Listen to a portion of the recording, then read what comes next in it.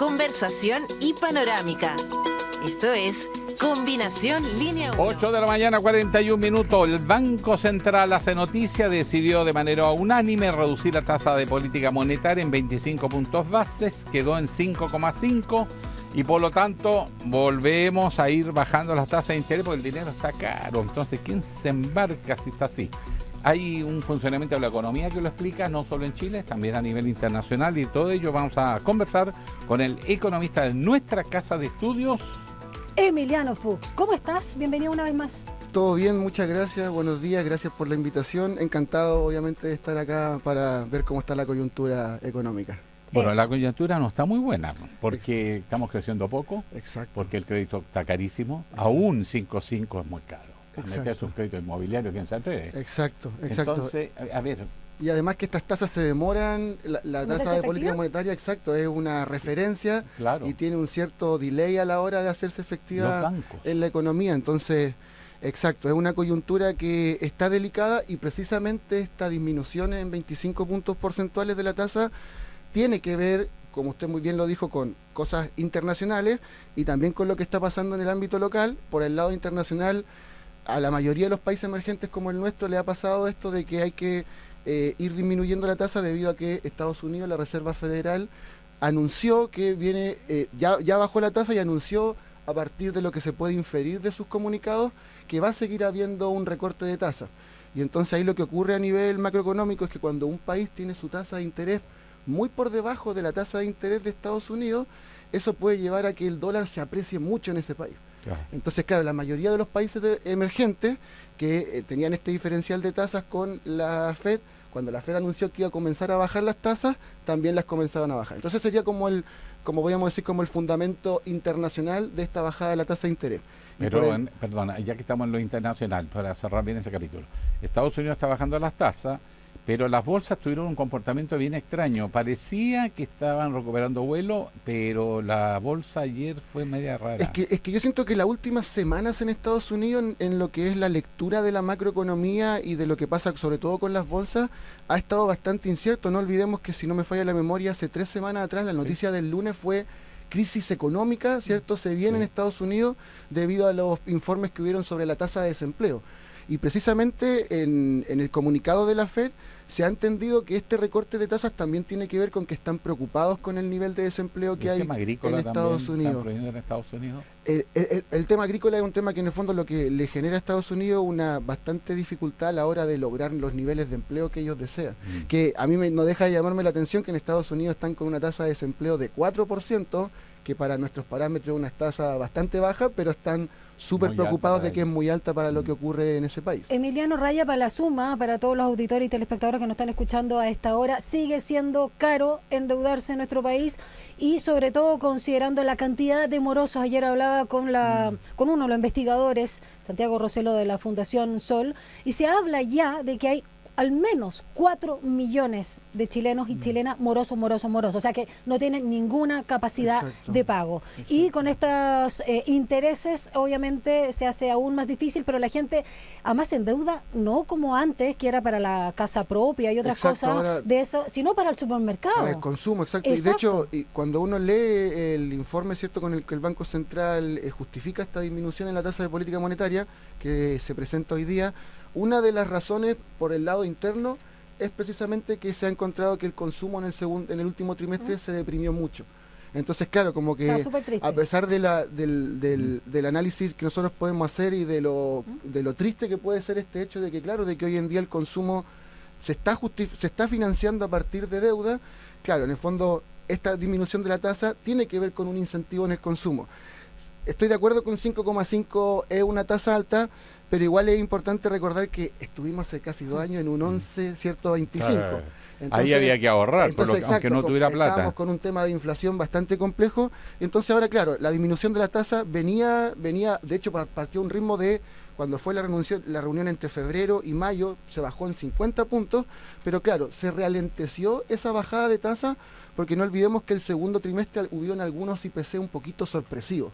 Sí. Entonces, claro, a la luz de esos IPC sorpresivos, disminuir muy drásticamente la tasa puede incentivar demasiado el consumo y a su vez no frenar la inflación, que es lo que se está esperando. ¿Cuándo se anuncia el nuevo IPC de todo esto? El IPC se va anunciando con un desfase de un mes mensual, claro, normalmente al comienzo del mes. Pero hoy o sea, ahora, esta semana. De hecho, esta semana deberíamos tener, estamos en septiembre, claro, deberíamos tener el de julio.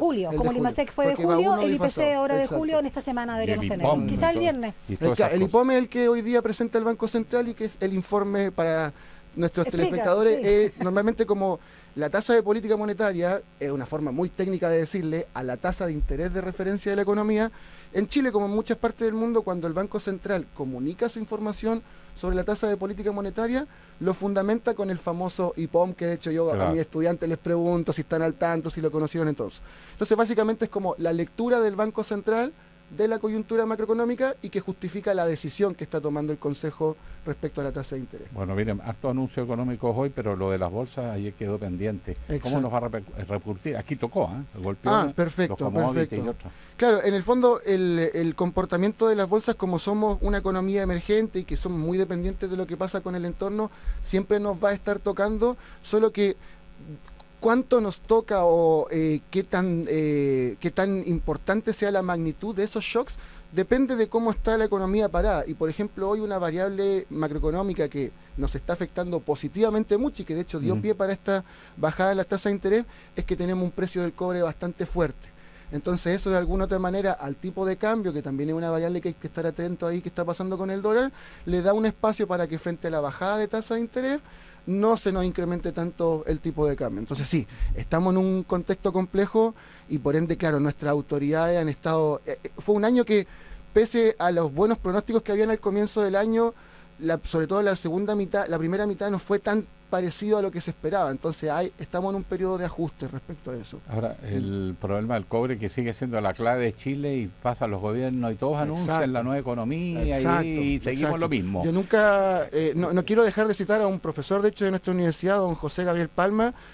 Nunca voy a olvidar, en una de las distintas charlas que yo he visto de él, hay una donde él explica que si, por ejemplo, Chile saca 500 barcos de cobre a China, en realidad de esos barcos un porcentaje muy pequeño es realmente cobre y el resto es basura, porque al final del día, claro, mandamos la roca, ni siquiera el cobre, ¿cierto?, extraído, algo muy muy bruto, donde no le entregamos un valor agregado. Y claro, como dice usted, la gran promesa de este país o la gran deuda pendiente en materia económica, y que una tras otra elección escuchamos promesas sobre cambio en la matriz productiva, eso es que tenemos una matriz productiva muy básica. Si seamos realistas, estamos retrocediendo. Antes teníamos cobre fino, hoy día con concentrado, o sea, hay menos elaboración, la cadena de valor.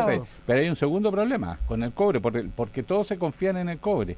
Los costos de producción se han disparado porque la ley de los yacimientos va dramáticamente a la baja. Hay mucho cobre, pero de muy baja ley, o sea, mucho costo para sacar la misma cantidad de cobre. ¿Hasta cuándo el país puede seguir apostando solo al cobre? De hecho, yo creo que ya no debemos seguir apostando solo al cobre, no podemos seguir pensando que es eso. De hecho, por eso, de alguna otra manera, este gobierno ha dado buenas luces respecto a la importancia que tiene el litio.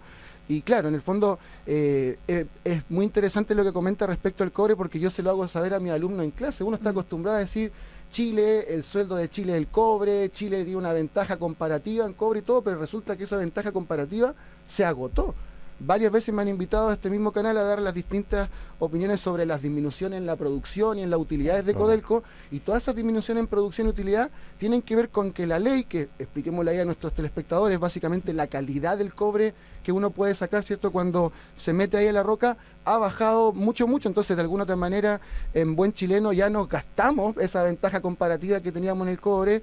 En el litio estamos un poco atrasados respecto a la evolución y al avance que está teniendo el mercado internacional. Ojo, el litio es un mercado mucho más chiquitito. Es un mercado más chico. No tiene relación con lo que fue el cobre. Exacto, es un mercado más chico, es también un mineral, y además yo creo que a mí también, más allá de que estudié economía y administración pública como formación, me gusta mucho la historia, y también yo creo que la lección histórica es la que no estamos aprendiendo. No olvidemos que, ¿cierto?, cuando se creó el salitre sintético, la mitad de las exportaciones de nuestro país eran salitre, gran parte de cómo se financiaba el Estado dependía del salitre sintético apareció, Y la economía se fue a la exacto. espalda. Entonces, un país que depende única y exclusivamente de un commodity, en términos de su soberanía económica, es algo que no es recomendable. Y obviamente, como usted lo dice, está muy, pero muy al pendiente, y algo que cada vez que yo puedo hacer intervenciones en público lo hago, el hecho de que este país tiene que ponerse las pilas con su matriz productiva y tiene que ponerse las pilas con complejidad económica. Y Eso tiene es lo que ponerse necesitamos. también las pilas con la élite empresarial, y te lo pregunto ya que citabas, y yo concuerdo, porque en las ocasiones que lo hemos entrevistado, una maravilla escuchar a José Gabriel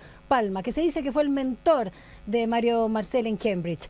Él ya señalaba hace un par de años que se necesitaba esta renovación, donde vemos también en el mundo laboral, en el mundo de la inversión, o sea, más bien que no están invirtiendo, más bien invierten desde afuera. Acá en Chile se llevan todos los capitales para afuera, los que son de nuestro país. Entonces también hay una renovación pendiente de la mirada del mundo empresarial. ¿Concuerdas con las palabras de José Gabriel Palma? Concuerdo con respecto a eso, y de hecho hace 2 semanas veía una entrevista sobre alguien que analizaba la alternancia que hemos tenido en el poder en los últimos 16 años, ¿cierto? Bachelet 1, Piñera sí. 2, Bachelet 2, Sí. Piñera 2, y al final del día vemos un gobierno que intentaba hacer algo, otro gobierno que echaba eso para atrás, otro gobierno intentaba hacer algo, otro lo echaba para atrás. Entonces al final del día eso de alguna otra manera te muestra que el país lleva 16 años sobre discusiones trascendentales, pensiones, matriz productiva, impuestos, que no han avanzado, y al final del día yo creo que cualquier persona que está atento de la coyuntura económica viene escuchando de reforma tributaria hace más de 10 años y no se llega a un acuerdo. Y un dato importante que escuchaba sobre una investigación de unos académicos de la Universidad de Chile: a pesar de que en Chile hay mucha movilidad entre los distintos deciles de la población, se encuentra que especialmente el último decil, y si vamos más aún al detalle, el último ventil, es decir, el 5% más rico de la población, prácticamente en términos históricos no cambia su posición. Sí. Sí. Alguien que está más abajo puede cambiar del 1 al 2, del 2 al 3, pero los que están en la parte de arriba de la distribución no cambian su posición. Entonces, claro, eso habla de alguna otra manera de un status quo que mantiene las cosas, y que, claro, mientras no se discutan con la conciencia que se debe y con la altura de miras que se debe, los impuestos que pueden corregir eso, vamos a seguir teniendo esos problemas de distribución. Y no es casualidad que José Gabriel Palma, mirando datos de Chile y de parte del mundo, haya inventado un índice de desigualdad, porque claro, somos un país que la desigualdad, es triste decirlo, pero es casi algo pareciera inexorable en los últimos tiempos en nuestro país. Exacto. Y además se repite y no salimos. Ojalá estamos algún día entrampados. podamos empezar a Voy a conversar invitar un sobre día ese que tema. hablemos qué nos pasa, que falta se perdió esa iniciativa. Solamente cuando hubo que expropiar las grandes empresas del Estado se dio un salto. Claro. Las empresas del cobre, cuando llegaron las grandes inversiones, una vez que se ratificó el modelo económico, pero después como que se perdió la iniciativa de la clase empresarial, tanto como la clase política. Un Claro. país que se quedó sin liderazgo en ningún ámbito. Claro. Queda no pendiente vamos para a otra nada. reflexión, porque se Tema- nos fue el tiempo. Muy, muy interesante. Tema para Queda ahí invitarlo, al pendiente, profesor, un entonces. tema más permanente. Emiliano Fuchs, economista en señor. nuestra casa de estudio. Muchísimas gracias por haber venido. Y queda pendiente, Gracias a ¿ah? ustedes por la invitación. Está amarrado, Gracias a ti. eso ya está listo. Comprometido. Soy un hombre de palabra, así que estamos. Buenísimo. 8:54. Conversación y panorámica. Esto es Combinación Línea 1.